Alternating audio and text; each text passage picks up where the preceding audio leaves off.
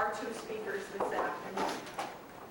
They are Mary Frank, who's a physical therapist working at St. Pat's with the outpatient physical therapy clinic. And she's had tremendous amount of treatment, tremendous amount of training in lymphedema treatment. And she has a BS in physical therapy from the University of Montana and a BA in social work also from the university, and has taken many upper level courses in the treatment of various problems with lymphedema. And then we have Kate Biediger, who is the director of rehabilitation services at St. Patrick Hospital. And she has many years of working with lymphedema and working as a physical therapist at community. She has a BS in biology from the University of Houston and an MS in physical therapy from Texas Women's University in Houston. And Kay and I go back a long ways because we're both breast cancer survivors. That's when I first met Kay back in, well, we won't talk about how that was, but the very first support group that I was involved in was Kay was with me. And so I've known her a long time, and I'm just very pleased to have the opportunity to introduce Kay and Mary.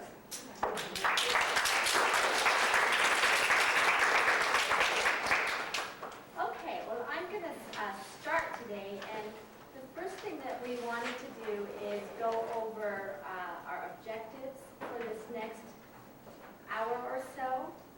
So the objectives are to understand the basic anatomy and the physiology of the lymph system, to look at the clinical picture of lymphedema, or to be able to identify, do I myself, am I getting lymphedema, or if you're working with somebody. Can you hear me?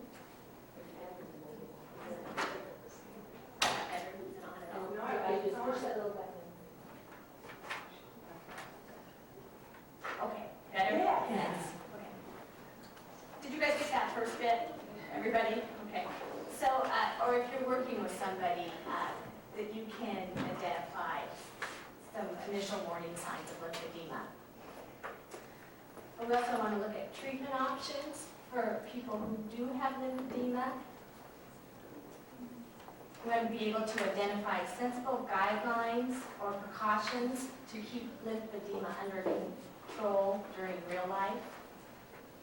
Identify dietary foods that help control lymphedema. And then identify questions to ask and how to choose a lymphedema therapist.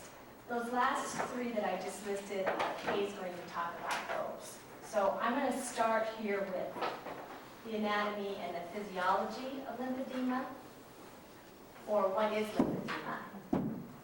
Lymphedema is an abnormal accumulation of protein-enriched fluid, that's the lymph fluid, within the interstitial spaces in the body due to mechanical insufficiency of the lymphatic system.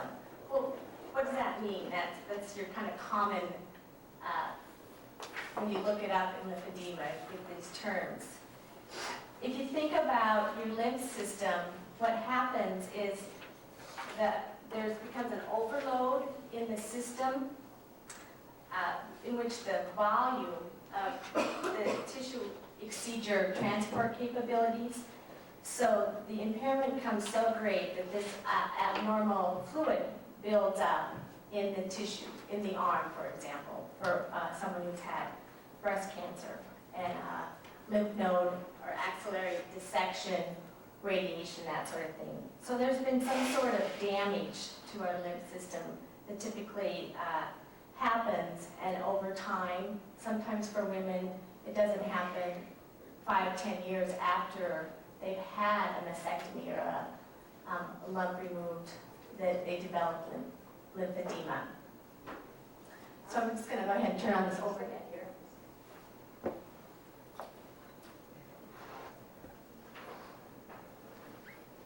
wonder if we could turn off maybe a light.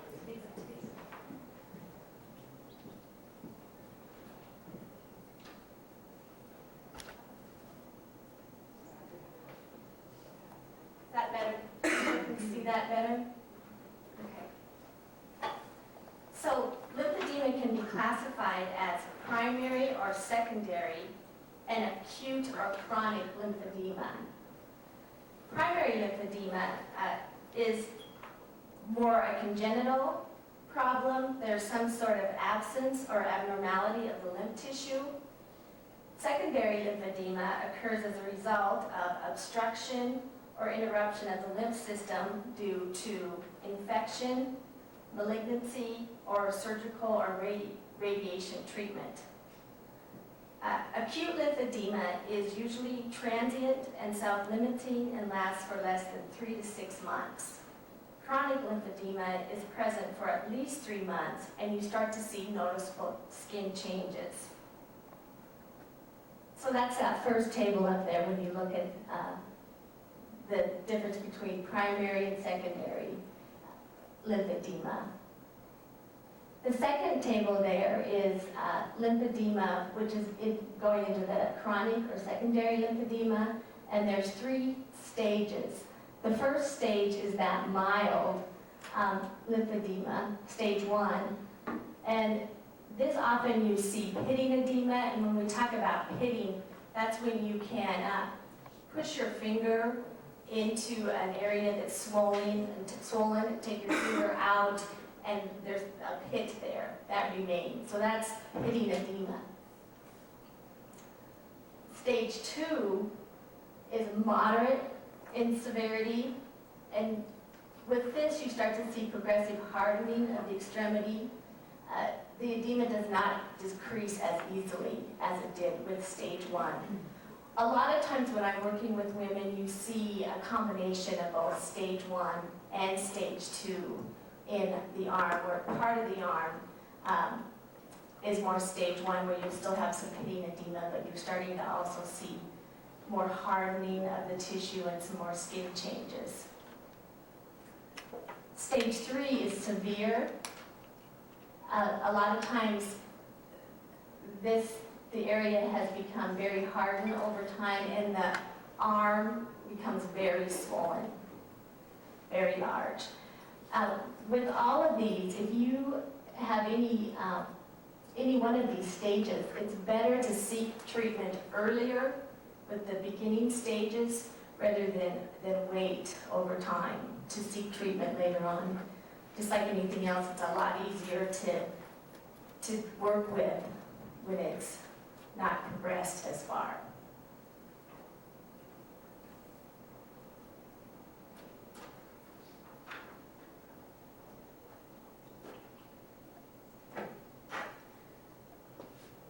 Okay, so the lymph system, we're going to take a look at the anatomy of the lymph system just to try to get a better understanding of the anatomy and the physiology of it.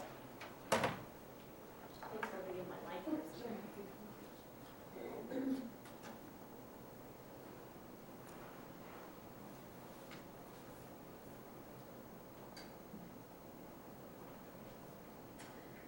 The lymph system is a component of the circulatory and the immune system.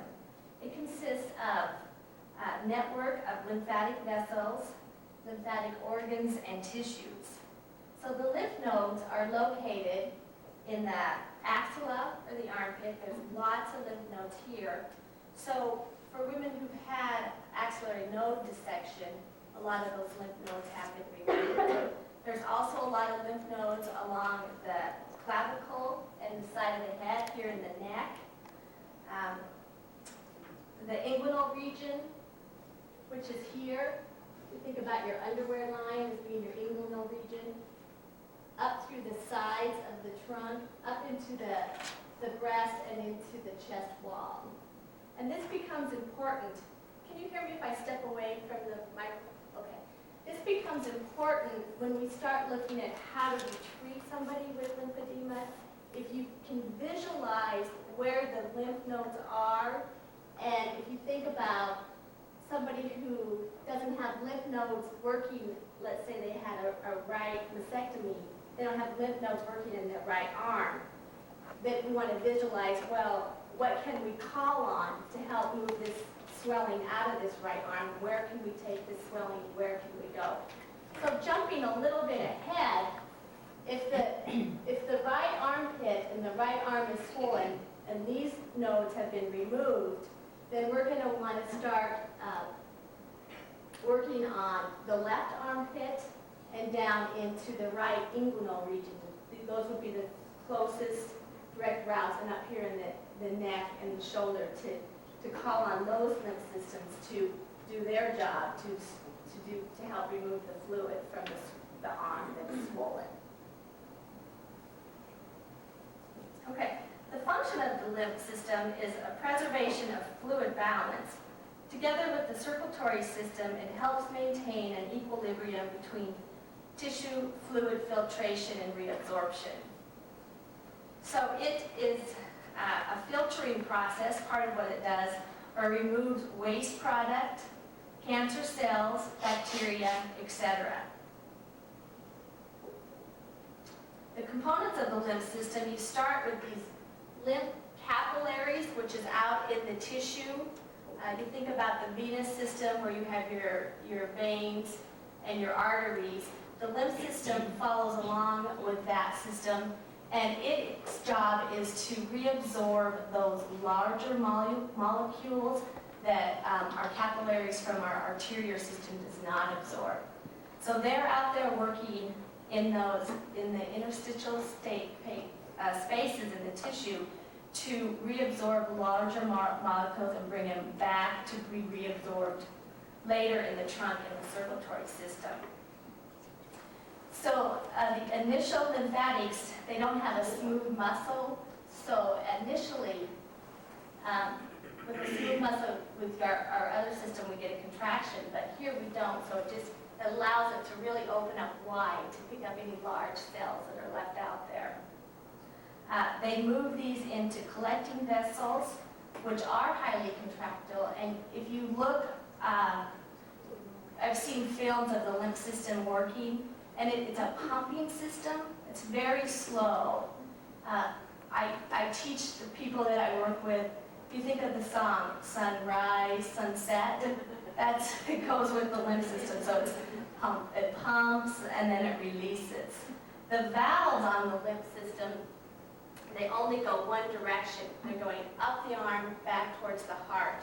So whenever, and that's important to remember when you're working with teaching somebody how to do self-massage, that they do this massage towards the heart, or the same way that the valves will open and close, because you want to move the fluid up and out. So factors that assist movement of the lymph fluid is getting down to the physiology, the filtration pressure in the tissue spaces. This is generated by the filtration of the fluid from the blood capillaries. Contractions of surrounding muscles compress the lymph vessels, and that's important because that's exercise. That's being active. So just exercise and being active helps our lymph system. And later on we'll talk about exercises too that you can do for people who have swelling. Respiratory movements. Again, you think about a good cardiovascular activity will help stimulate the lymph system. And then the manual lymphatic drainage massage. And that is that massage that you can learn, the person can learn to do by themselves, or they can go and be treated and also have somebody else do the self-massage to them. But in this day and age, you're with yourself 24 hours a day, the cost of insurance, the cost of bills. I really focus on teaching the individual how to do the self-massage and get them going on their own self-massage to help decrease the swelling.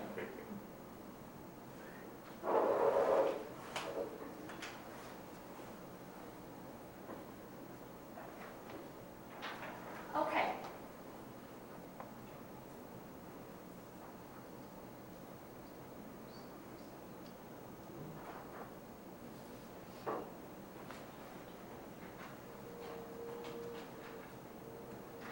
So that's a really quick, basic rundown of the anatomy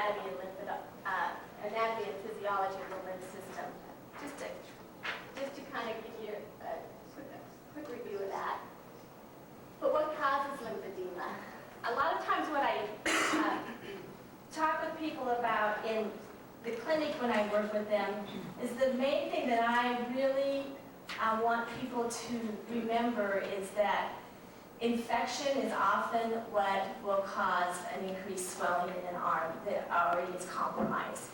Because what happens, and I think all of us have probably seen those little videos that came out years ago about what our body does when you have an infection, and I remember this battle going on in our body where it was these T helper cells were da-da-da-da, and ran to the source of the infection, and we're going to fight it. Well, that's what it does. So all these extra cells from the immune system go to, let's say you have a cut on your hand and it gets infected. So your body's response is to fight this infection. So they bring all these extra cells out to this cut in your finger. But then what's going to happen when your lymph system is not working correctly, it's not able to transport all these cells back to the trunk to be reabsorbed, and that's when you get swelling. So a lot of times when I work with individuals, they have been doing fine. They've 5 years out past having a mastectomy, and then something like that happens, and they get an infection, and then they get lymphedema.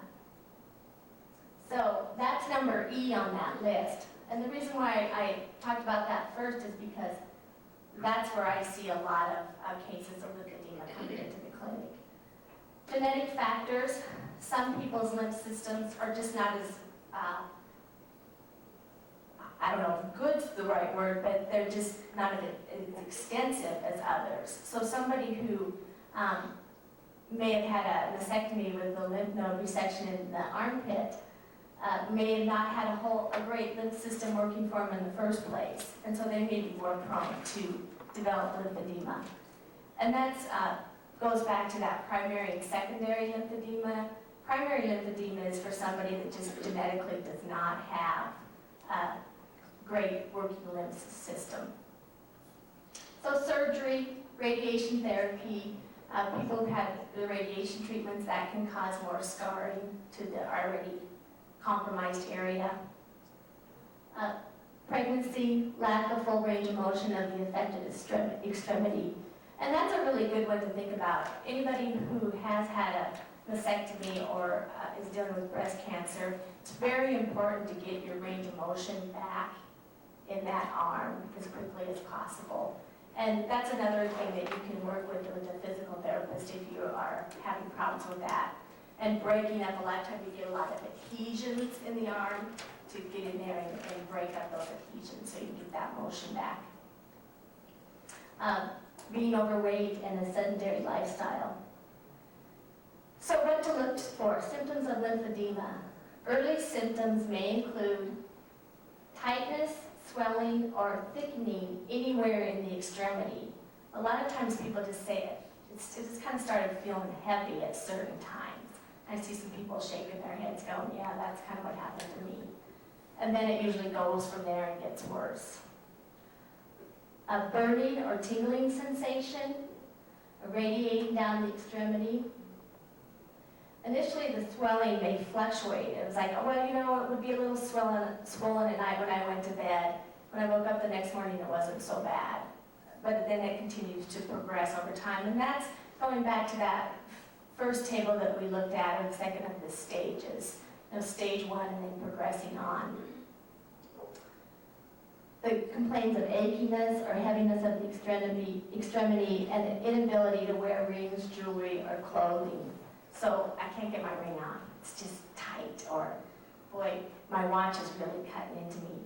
Those are some warning signs that you should ask your patients if you are working with people who are at risk for lymphedema, or if you or yourself are at risk, because it's better at that point to go in and seek treatment than going, oh, look at my arm, it's huge compared to my other arm. It's rather see it a lot earlier than that. And for some women, it just blows, the arm can blow up overnight. It can just happen really quickly. So that's where I'm going to leave off for a few minutes and let Kay take up from here, and then I'll come back and talk about treatment options for people who have lymphedema.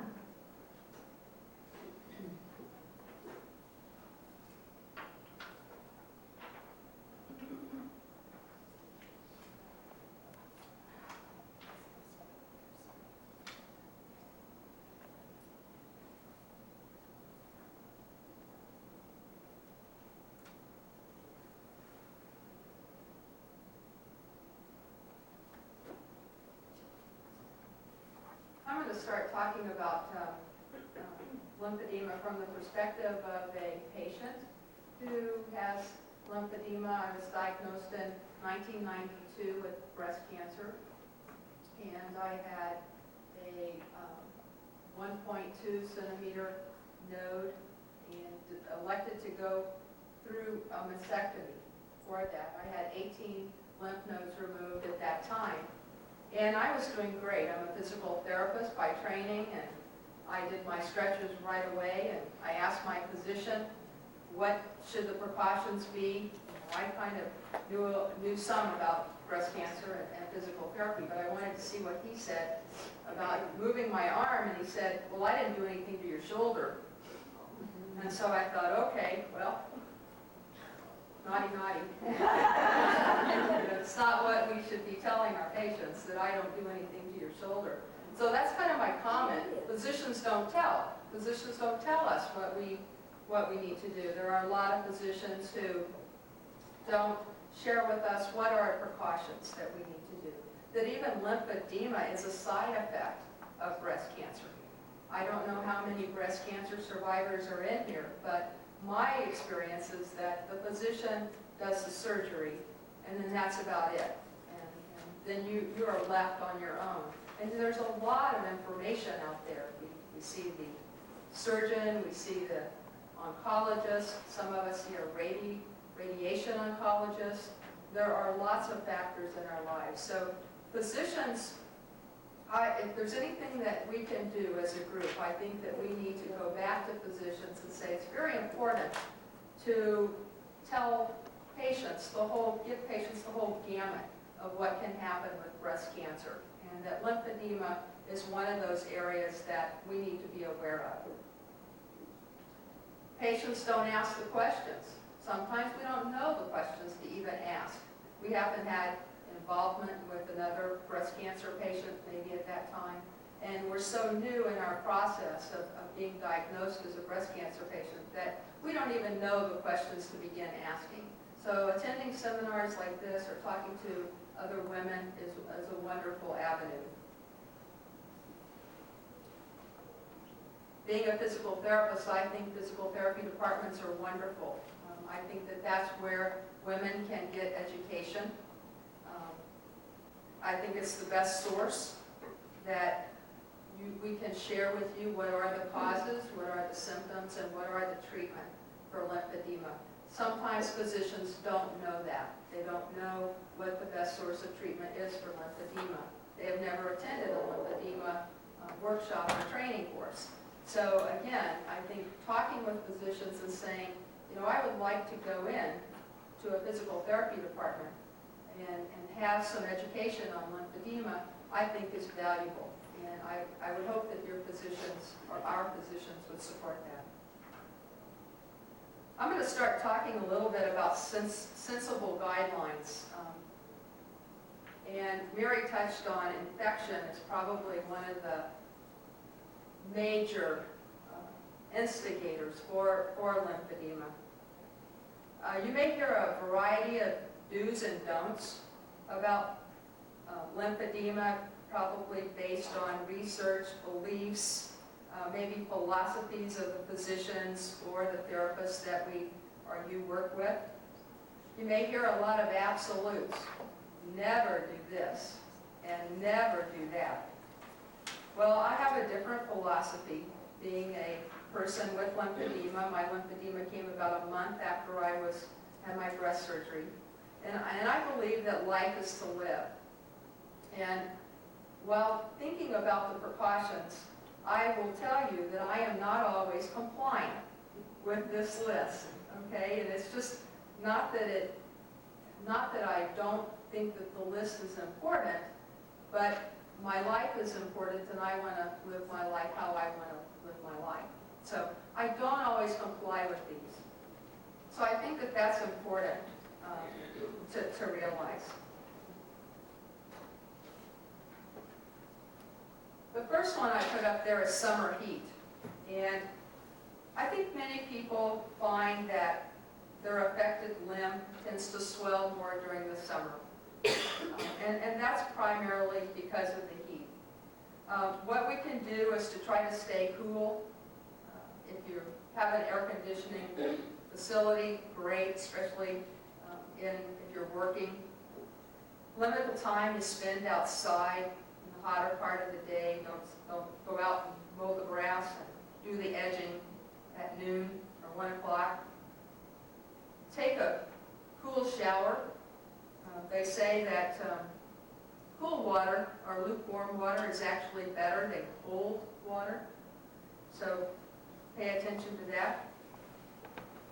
And then also after you, if you can't take a shower at that time and you do have and you are fairly hot, that you can take and wrap a cold or wet towel around your arm if you have lymphedema, and that will help to cool your body some. And you can also elevate it, and that helps to move the lymph down the arm. I want to also kind of talk, and I'm going to put this with summer heat, although it's probably more of a winter activity, is the saunas and the hot tubs. And I know that a lot of times people say with lymphedema, never get in a hot tub or never get in a sauna.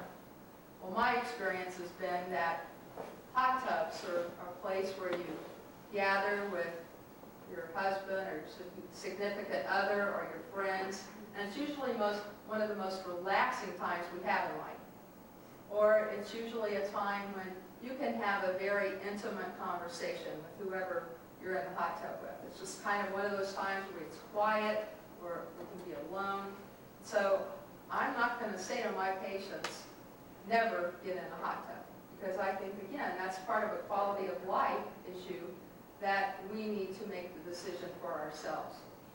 But again, if you think about some of the summer heat remedies that you can do after you get out of the hot tub, don't spend 3 hours in a hot tub, and most of us can't anyway. Possibly turn the temperature down a little bit, make it more moderate instead of the 104 degrees. And then when you get out of the hot tub, go take a cool shower and give yourself some time to cool your core body temperature off. But I think to tell people never get in a hot tub or never get in a sauna is not the way that I would want to go. Also with summer heat is drink lots of fluids. And I'm not talking about alcohol. You know, when we beer or wine, or make sure that you drink lots of water. Water is very important to keep ourselves hydrated and to keep our internal temperature gauge functioning properly. So you'll hear me say a couple of times, drink lots of water. Clothing. Definitely in the summer you want to wear light clothing, but more importantly, any time of the year you want to wear clothing that is loose and non-constricting. You want to check each day to make sure that your clothes are not leaving indentations on your skin, and that if your clothes are too tight, that they can actually constrict some of the superficial lymphatic system. Also in the summer, if you wear those looser type of clothing, it will allow the circulation of air through your body, and it will keep you cooler also, so that you don't have to worry about the heat quite as much. Jewelry, rings, watches. A lot of times people try to not wear them on their affected side. I wear my watch on the affected side because I'm right-handed and I'm always looking at my watch on the left hand. But I make sure that my watch is loose enough. And rings, it's real important if you wear a ring to take it off before you go to sleep, so that you don't keep your ring on while you're sleeping. At least that's one recommendation. Especially if you notice, like Mary said, that your ring is tight in the morning, you might want to take it off. Garment care is next, and if you choose to get a compression sleeve, I recommend that you get one that is well fitted, that they have some over-the-counter compression garments, or they have all the way custom fit. So you can kind of choose what's best for you. If your health insurance, or if you so choose to buy 2 garments, I would recommend that. One you could buy during the summer that might, or one you could get fit in the summer, might be a little larger than the one that you would wear during the winter. So that you could have 2 that would accommodate the seasons, one in the summer and one in the winter. And then in the summer, try to be conscientious about washing the garment. We have a lot of natural oils that our body exudes, or we might be putting on more lotions to keep our skin moist, or just our sweat might help deteriorate the fabric a little more quickly. I thought this was kind of cute, bibs. Bites, insects, bees, and sunburn. Again,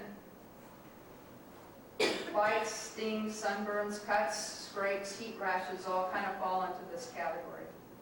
And again, with the infection component, increasing our chances of lymphedema, either beginning or increasing, we want to do everything we can possibly to treat our bites, cuts, and bee stings.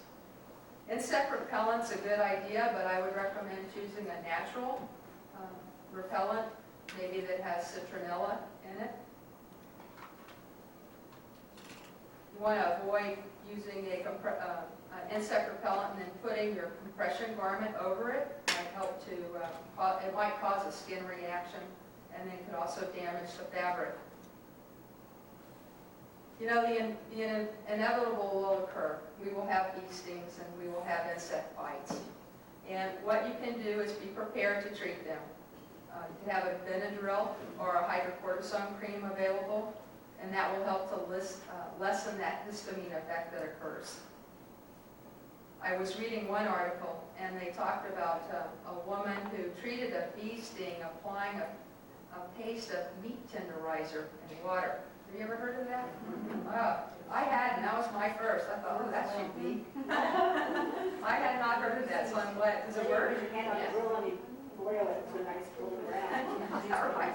That's great. When you have a cut or scrape or insect bite, anything that breaks the skin, you want to wash the area. You want to dry the area very well, and then apply an antibiotic cream and Band-Aid. It's recommended to wear gloves when you garden, when you wash dishes, when you're cleaning with chemical cleaners. Good common sense is what I'm really talking about. They recommend, and I do this, I do not allow any blood tests, puncture of a needle on that arm. I consider that a cut or puncture wound. I do not allow any needles or blood pressure to be taken on my arm. And I know that the National Lymphedema Network now is selling bracelets similar to the medical alert bracelet, that you could actually buy a bracelet and put on your lymphedema arm that says, this arm has lymphedema, if, no punctures, no needles, no injections, that sort of thing.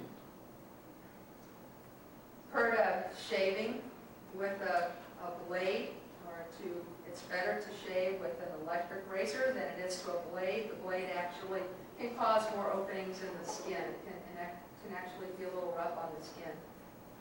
If you decide that you don't want to use an electric razor, then they recommend to use a disposable razor and use it once and then dispose of it.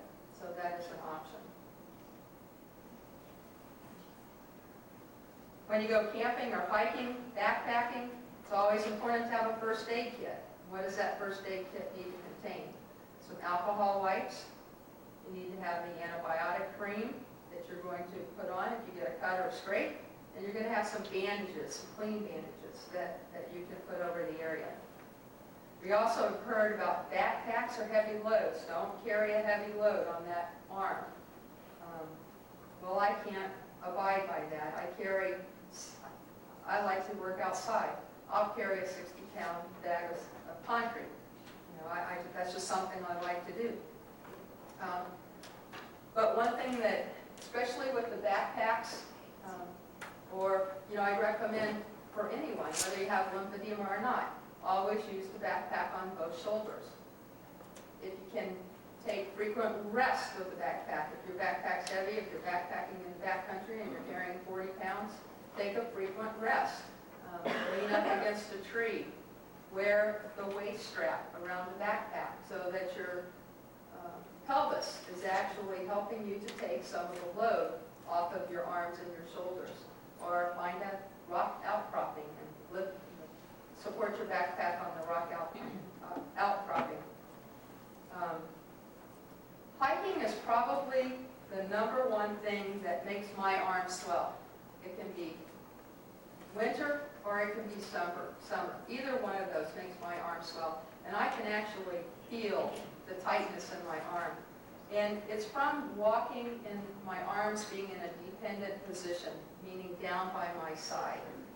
So one thing that you can do is make sure you don't wear your rings when you're walking or you're doing a lot of hiking or backpacking, especially in the summer. You can elevate your arm. I do this a lot, and I open and close my fist. Mary was talking about those muscles that help to milk the lymph system and move the lymph back to the heart. Plus my arm is over my head so that it can help drain. Thinking of gravity, allowing gravity to help drain my arm. Sun exposure, just touch on that briefly. Sun exposure, all of us should avoid overexposure to the sun. And sunburn can actually place an extra burden on your lymphatic system, especially if you've had radiation treatment. That can actually, sunburn can actually, your skin that's been radiated is actually more sensitive to the sun than someone who has not. So always wear that sun protection, 20, 30, SPF is important. Think about if it's waterproof, if you swim. Make sure that your sunscreen is waterproof. You want to apply, talk about swimming. Swimming is actually good for people with lymphedema. The water can actually help to compress, and scuba diving is even great. So if you have an adventure and you want to go scuba diving, you've got lymphedema, you should see a change in the lymphedema. After you get out of swimming, especially if you're in a chlorinated pool, it's really important to take a shower or a bath to get the chlorine off. Chlorine can actually dry your skin. And then they recommend putting on a low pH moisturizing cream, and some of the examples might be Eucerin or Purell or Johnson & Johnson's baby lotion is really good. Those are all low pH. You don't need to wear a compression garment while you're swimming, although some people do. And when you finish swimming, it's really a good idea to make sure that you take off the compression garment and let it dry, so it dries thoroughly. Traveling, airplane traveling is probably the worst for people with lymphedema, more so than driving a car or being inactive in a car. You want to take special precautions and wear your compression garment or your bandaging during this time. And again, drink lots of water during flights. Very important, not mineral water either, but lots of good water. Vigorous exercise and sports. We hear a lot about avoiding vigorous exercise. Have you guys heard that? Don't do vigorous exercise. Don't do repetitive exercise, or don't do excessive exercise. Well, it's always recommended that exercise is important, and to do a moderate exercise is great. When you begin a new exercise program, you want to begin slowly and increase gradually. That's very important. I'd recommend wearing a compression sleeve as a precautionary measure, although I don't always wear my sleeve when I exercise. There was a dragon bow study that the national, or let's see, Mary gave me actually, And I thought this was really an interesting article, and I wanted to share it with you. I don't know if you've heard it. It was in the Journal of Surgical Oncology 2000.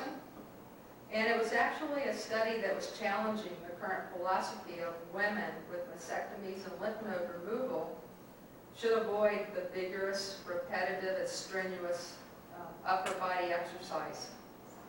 That might actually help to induce lymphedema. Well, there were 24 women who were trained in this competition at the World Championships of Dragon Boat Racing, and that was in Vancouver, Canada. And 13 of those women had either reported prior lymphedema or had lymphedema currently.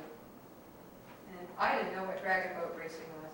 I don't know if you do, but it's it involves strenuous, repetitive upper body activity. There's about 18 to 20 paddles propelling a 40 to 60 foot craft in the water, about 500 to 650 meters. And training for this type of activity requires upper extremity stretching and strengthening against resistance, and also aerobic conditioning. The women in this study, the 24 women, did wear a compression garment on their affected upper extremity, both during their training and the paddling. They took a series of arm measurements at the beginning of the paddling session, training rather. They took them at the mid-palm, the wrist, about 2 inches below the elbow and about 2 inches above the elbow. They took the measurements, like I said, at the beginning of the training was the first time. Then after at the beginning of the racing season, which was about 2 months after the training, and then at the end of the race, which was about 7 months after the beginning of the study. And the results showed that none of the women showed any clinical significant increase in their lymphedema after undergoing this physical training to propel this dragon boat. So that's challenging some of the myths out there that are against women doing or strenuous exercise could promote lymphedema. You know, good common sense. I don't think I've told you anything that you probably don't know. I would say pace yourself. If you're going to exercise, take short breaks, give yourself a rest. If your arm begins to feel tight, swollen, achy, you know, it's time to stop and take a break. Elevate your arm. Call your physician if there's any signs of infection. If you have more redness in your arm than what is normal. If you have more swelling in your arm than is normal. If you're noticing any red streaks in your arm or you're running a fever, call your physician. I don't think that living with lymphedema is not end of life, and we need to continue doing what we really love and want to do, and just approach it with sensible guidelines.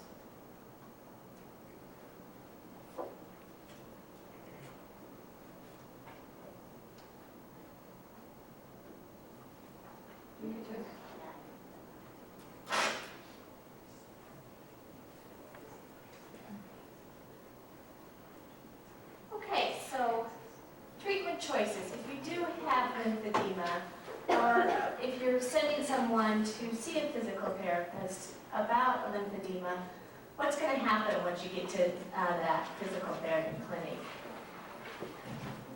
What we do at our clinic is we work with each person individually and determine what's going to work best for their needs.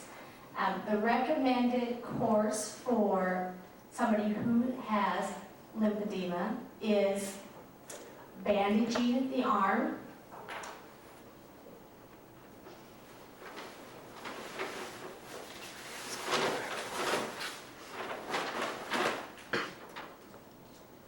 I brought my handy-dandy little bandaging kit. So this entails, if you do it as recommended, this entails bandaging the arm 23 out of 24 hours a day until you get that arm down to a size that it's not going to reduce anymore, it's plateaued, or it's very much the same as the other arm. This is a pretty big commitment to think about wearing a bandage and doing your job, whatever that is, or just living life with a bandage on your arm for 23 out of 24 hours a day. A lot of women do bandage. A lot of women decide not to, and I do feel that that's each individual's own choice. It really often depends on how severe the lymphedema is, how much the lymphedema is bothering them. If the arm is a lot larger and painful, then women are much more likely to choose the bandaging option. If they can get into treatment before the arm has gotten that big, into the stage 2 and stage 3 levels of lymphedema, they often choose not to bandage and just work with the home self-massage program, a home exercise program, and then a compression sleep.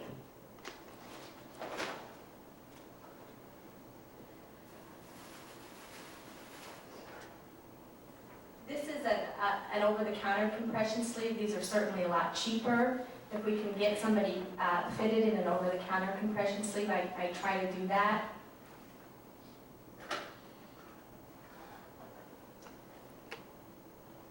And this is what it looks like. It depends on, they come in all different sizes. But this is the compression sleeve. A lot of women wear their compression sleeve during the day, don't wear it at night. There's somebody like Kay, she wears her sleeve occasionally.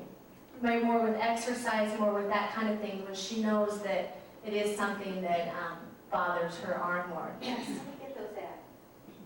These you have to order from different companies. This came from Medi USA. There's Job's out there, Judo. There's a lot of different companies. Oh, yeah, here in town. Harrington's, or if you go to any of the physical therapy clinics here in town, and Norco, I believe, has them too, but the medical supplies. You want to make sure it's fitted for you, and then that somebody knows how to measure and fit your arm. Yeah. That just looks short. Do you wear it on the top of your arm or the bottom? It stretches. It does look short right now. Oh, you mean it's on your whole arm down to your finger? Put it on here. There's different sizes. There's long and regular and short too. So, but should go all the way up your arm. Yeah. Oftentimes too, the sleeve you want, if you have any swelling in the hand, you want a gauntlet or the sleeve to have. A gauntlet is a hand sleeve that has your fingers are loose. So it depends on where your swelling is and that sort of thing. But it does look short here. It does stretch. And then with these too, when you get the compression sleeve, you get the how to care for it, to make sure you wash it, bring it out, that sort of thing. And I like what Kay said about if you can, and if your arm's different at different times of the year, to maybe even think about having 2 different sleeves, depending on what's going on. So anyway, treatment choices. I'm going to have everybody stand up, and we're going to do a little bit of the exercise. And you guys have been sitting all day long. If we had time, we'd go outside and do this outside because it's gorgeous out.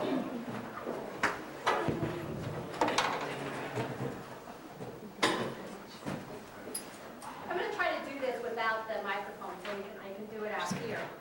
So I want you to think back about that picture that I showed up with where all the lymph nodes are. And if somebody has swelling, we're going to say you have swelling in your right upper extremity. A very simple home program to do to stimulate the lymph system is just to stimulate those lymph nodes that are working. So this area right here is not working so good. So we want to stimulate the other lymph nodes. So how we're going to do that, the first thing that we're going to do is we're going to stimulate through your neck. This is not your cardiovascular exercise for the day. This is not your workout. This is an addition. You'll think these exercises are very easy, and they are. But these are our exercises to stimulate your lymph system. So we're just going to start by standing nice and tall. Everybody get nice and straight. Show off your necklaces. Just squeeze your shoulder blades together. Just nice and tall. Okay, so from there, we're just going to bring our head down and up. So just some neck stretches and down. And then we're going to look to our left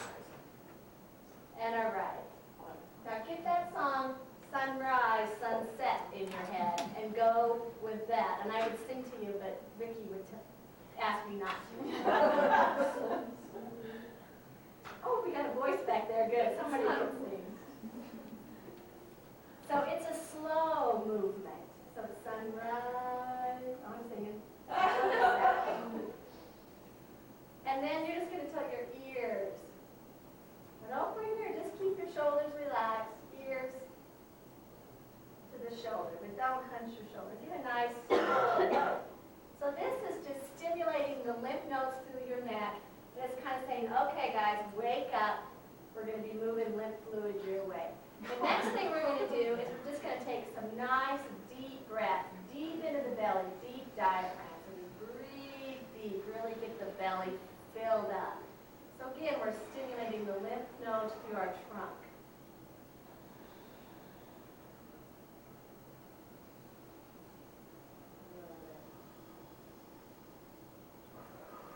Don't hold your breath. Okay. Now we're just going to do some gentle rotation, just to the side. Again, just stimulating.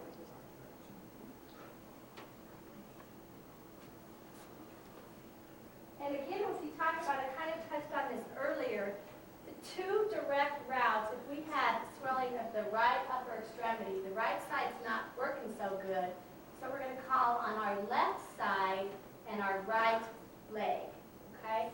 So we're just going to stand on our left foot and come up and down with our right. Anybody grab a chair if it balances.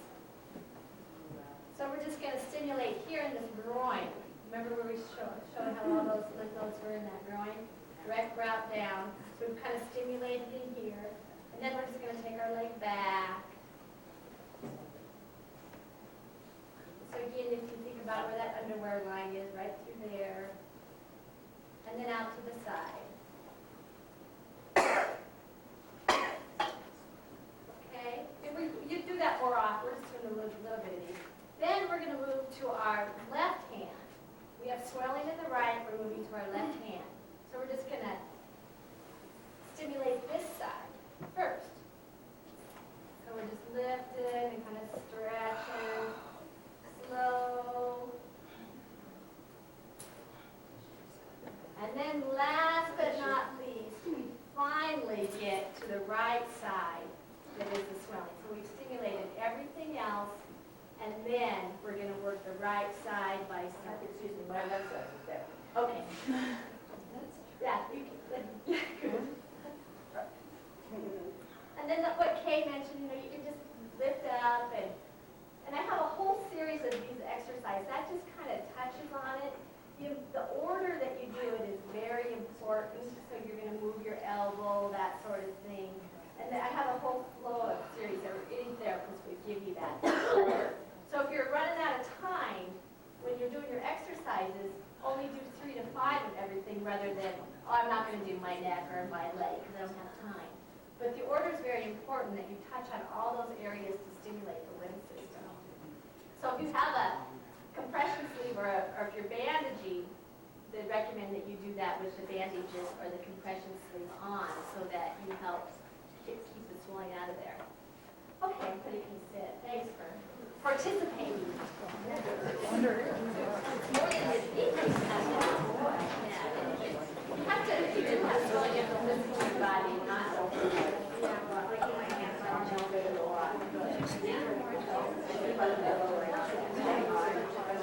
That's right, because you know I would hurt you bad. It's supposed to hurt at the exercises. It hurt a little bit. If it hurts a lot, you probably stretch too hard. You have limited motion. Yeah, very much. So that kind of gives you just a brief taste on stimulating the lymph system. Along with that is a self-massage or lymphatic mobilization. So you also would be taught that by a therapist. And the same thing, you would start that massage, again, working the same areas, working at the neck, clearing this area. If you have the right swelling, you clear the left armpit, you clear the left inguinal region, you clear the trunk, you clear across the chest, and then finally you start working the fluid down the arm towards the heart, across and over and down into the side. It's a very light massage. It's not a deep tissue massage like you would get for the muscles. We're not working on the muscles, we're working on the lymph system. So that's kind of a quick overview of what you would get if you came to a physical therapist and had the complete decongestive program for lymphedema. And again, you just would work with your therapist to determine at what level, what area you want to go. If you're going to bandage, bandages, typically insurance does not cover the cost of bandaging. That usually has to come out of your own pocket. But it's very effective because what the bandaging is it's your own compression sleeve that changes every day depending on the size of your arm. So hopefully each couple of days that arm is going to get smaller and you can bandage it smaller to reduce the swelling in that arm. Bandaging is very effective. And then move from that once you've got the arm down with the bandaging. While you're bandaging, you're also doing your self-lymphatic massage and your exercises. And then at some point you will be fitted for a compression sleeve. A lot of women who do bandage continue to bandage at night for sometime after they've been fitted for a compression sleeve to keep that down. I do work with some people who just choose to bandage during the night and not during the day, not the 23 hours out of the day. And so it depends on what you want to do and what works best with your lifestyle. So I'm going to open it up for questions. Yeah. How soon after surgery should you get physical therapy for lymphedema? It depends on if you develop lymphedema right after surgery, then you should see a physical therapist right away. Sometimes what happens is people have lymphedema. I worked with one person that had lymphedema after, and this was a man who had breast cancer, by the way, after he started chemotherapy. And the swelling went down when he finished chemotherapy. And I just saw him not too long ago, and he's doing great. He has no swelling, he's very active. So it was not chronic, it was an acute lymphedema. For whatever reason, the chemotherapy was interacting and he was getting swelling of the arm that he had the mastectomy on. But he's doing great. So, but it does, if you have lymphedema, like what you do, you should see somebody I about have it. a mild case of it, my arm's not like Right. hot, but Mhm. I had to have my legs thing bigger. Yeah. And the thing about lymphedema is if it's chronic, it does not go away. It's just something you have to treat and work with, but you're always going to have lymphedema if it's gone into the chronic stage. Do I have to get a doctor's order to? You do have to get a doctor's referral. Yeah. What about the pain that you may have under your arm still, even a long time later from where your surgery, removal of the lymph nodes was? Yeah, and a lot of women end up, that seems to be the area that's the most sensitive and lasts the longest. Do you do any self-massage or do you have full range of motion of that arm? Well, because my arm, I had shoulder surgery in the same arm, so I have limited range of motion. So I don't know, but it hurts under my arm a lot of times, like when the weather changes, for example. It's not a it doesn't relate to moving my arm or anything, it's just Just pain. the barometer and with the weather changes, that sort of thing. Yeah. A lot of times, well, I just looked how you look like you have very limited range of Oh, motion. yeah, I can't raise this arm, but because there's pins in there that are limiting it. Okay. So that's why, but I mean, I'm still not using my arm the way I probably should. Should, yeah. Have you worked with anybody with Well, I that? did physical therapy when I first had my surgery, but I was never going to get to a full range of motion, I was told. From the doctor? Okay, because of the pins, yeah. I'd still do some desensitizing under that arm and some self-massage, and you might still have some adhesions under there from the surgery, some banding that should be broken up if they're there, and that would hopefully help decrease that pain in your arm, in your armpit. Yeah. Carol, were you going to ask something? Yes, 2 points I wanted to mention in case some of the others are on Medicare like I am, and like as you correctly said, of course, they don't pay for elastic bandages or wraps. If you get serious enough you need a pump, then Uncle Sam will step in and pay for that, of course. But I just wanted to be sure from experience with Mary, if there are some people who are avoiding coming for therapy because they say, well, I can't afford the elastic stuff anyway, please go anyway. One of the most valuable things that Mary taught me was about the sequence of massaging. And if I had been ever told anything different, it was during all the fog, you know, when you get so much information that part of it goes right past you. The biggest thing I'm learning that the massage should start near here and work up was a concept that never occurred to me. I did this over on my own, and it would carry anything.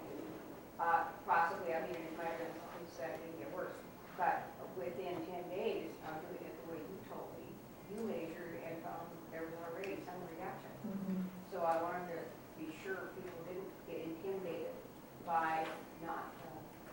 And they do pay for you to come, Medicare, even Medicare pays for the visits to the physical therapy. And you get wonderful booklets that will help you keep remembering the steps that she's telling you. That's very valuable. Yeah, I loaded you down with like Carol says, a whole book full of stuff to take with you. Yeah. My insurance, which is Blue Cross Blue Shield, pays for my lymphedema wraps and my appointment, which is Wonderful. state policy. Yeah. Some of them do, but a lot of them don't. And it's good to check before, you know, if you decide that you're going to do the bandaging and that sort of stuff, that you should check with your insurance company and see if they'll pay for it. And if they say no, then find them. And you know, the therapist that you're working with, we're very willing and happy to send a letter, and your physician should too, that this person has lymphedema, this is. Should I wait till it's all over to go start physical therapy? I still have some tummy tucking to do and some breast fixing up. Right. Should I wait till everything is over before going into physical therapy? I'd keep an eye on your arm, and if your arm is not getting any worse, and it seems like that it's not, as long as your arm is not getting worse, yeah, I would wait. A little bit of swelling, Yeah. you know, and I've been on latex, Uh-huh, so that seems to help a little bit with some of the swelling. great, And just kind of stretching it out, you know, best I know how. great. And so and you just kind of got some tips, and I can give you some more tips too individually afterwards to just kind of show you. But keep an eye on that arm, and if it is getting worse, then I would get in and see somebody, even though you're still finishing up reconstruction stuff. Okay? Yeah. Let's see, yeah. Listed on the other one was Uh-huh. diet at the bottom. And Diet? You haven't talked about diet. Yeah, I kind of missed diet.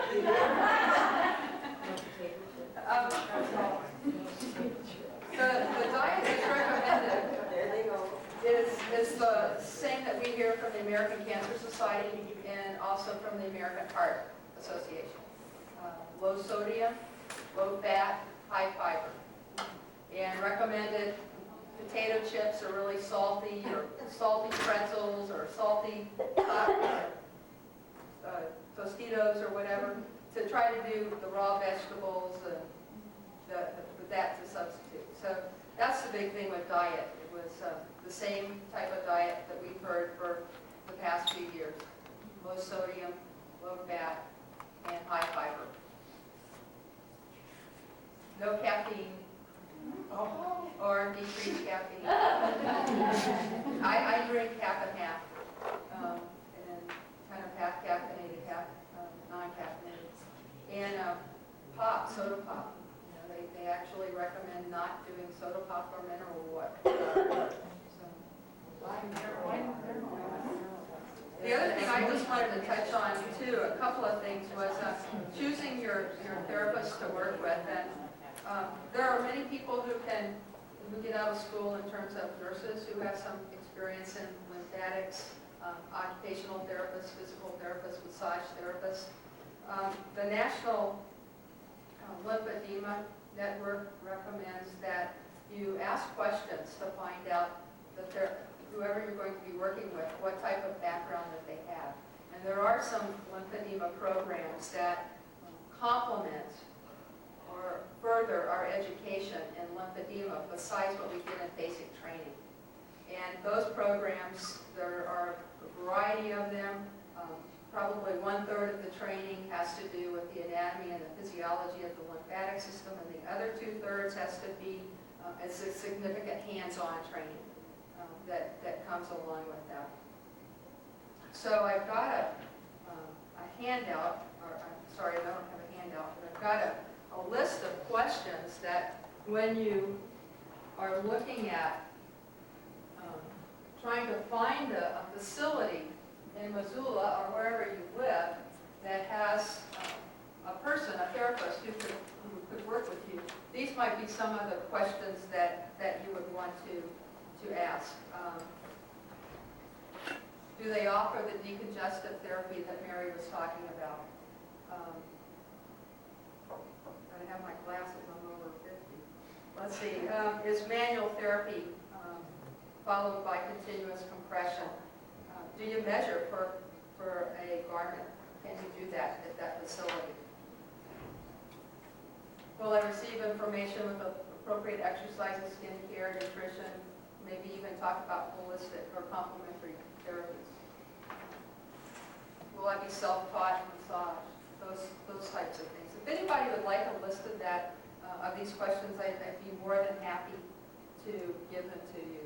I didn't know how many were going to be in the class, so I hated to make handouts and thought maybe people wouldn't be interested. But these are some of the questions that you could ask. And I know that there are people, therapists in Missoula, who have been trained in lymphedema, so besides just St. Pat's.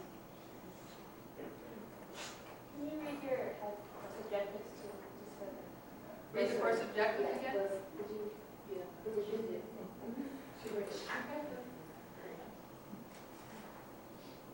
Any other questions that we could? Is there a list of people like yourselves that would be appropriate? Like I work at a facility and I see a lot of lymphedema patients, and most of them don't even know about lymphedema until they have it. Right. And I don't refer them to physical therapists that we have, but I don't know if all of them have the approach that you can have. So is there a list of people that specialize and treat people with lymphedema? Is there a list here in Missoula? I don't think there is there? There's no certification. Like a referral? There's no certification program at this point in time. There's in the United States, and I don't think that so in the world. I know that there are facilities, and Mary and I talked about giving that, and we didn't want to miss anybody. We know St. Pat's Community Hospital has someone, peak performance. I mean, if we say, go see a physical therapist. Right. I mean, Right. every facility doesn't offer that. Right. They don't. And I think what you need to do is to ask, do you have a therapist in your facility who works with lymphedema patients? And if they say yes, then great. You can start asking them some of the questions. If they say no, then I think it's a valid question to say, do you know who does? Yeah, because it would be nice to have, to give people a card or something and say, Sure. this person will be able to help you with that problem. I mean, instead of sending them to some physical therapist that says, well, I do sports injury knees or something, Right. It's very important to ask the question, does any of the therapists in your department or facility work with lymphedema patients? And then another question is to possibly ask, what type of work do they do? And is there someone that I could talk to as a reference? I think that that's a valid question. Say, is there a previous patient who you've worked with that I could call and see what their results were? Because we all want, we want results. Wouldn't it be normal for a physician or your surgeon to give you a list of physical therapists that That would be the ideal.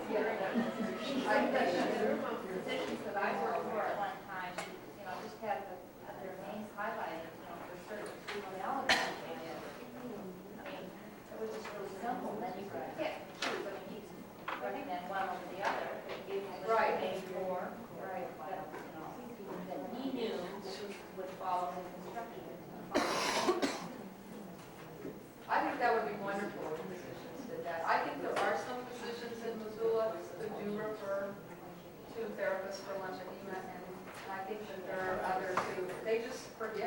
They don't think so.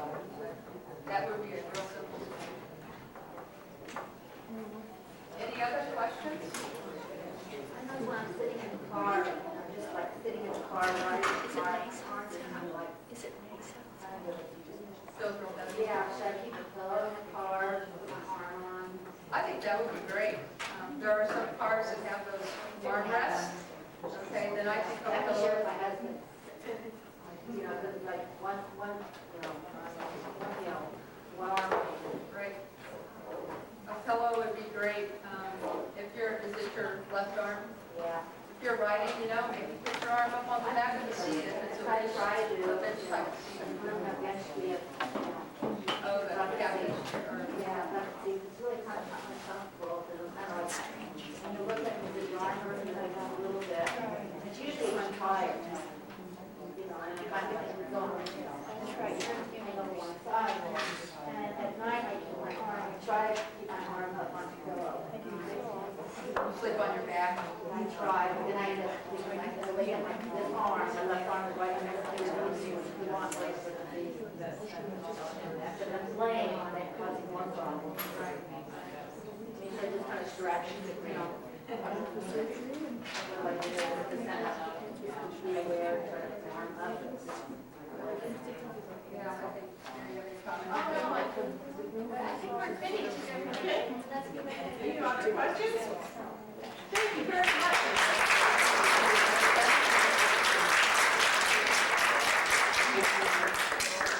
Then I think we'll have a little break.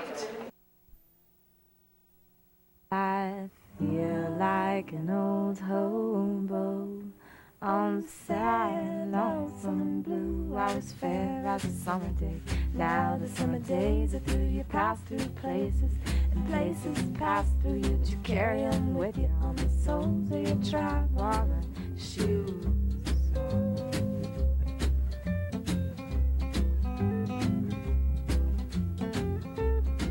Well, I love you so dearly, I love you so clearly. I'll wake you up in the morning so early just to tell you I got the wandering blues.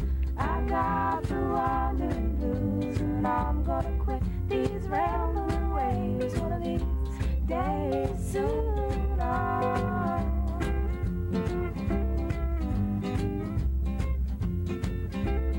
I sing the little last bird, sing the prettiest songs. The little last bird, sing the prettiest songs. The little last bird, sing the prettiest songs. The little last bird, sing the prettiest songs.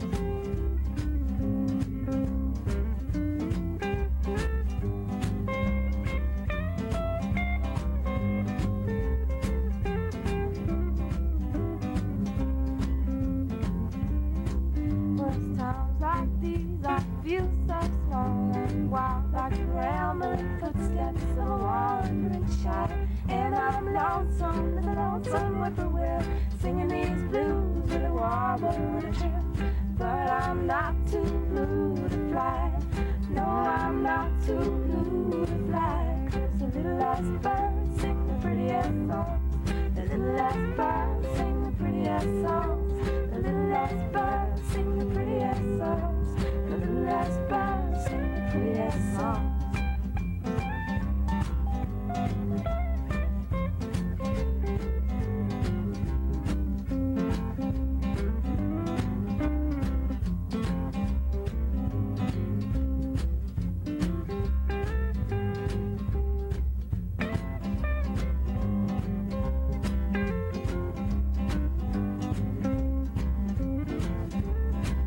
I love you so dearly, I love you so fearlessly. I wake you up in the morning so early just to tell you I got the wandering blues.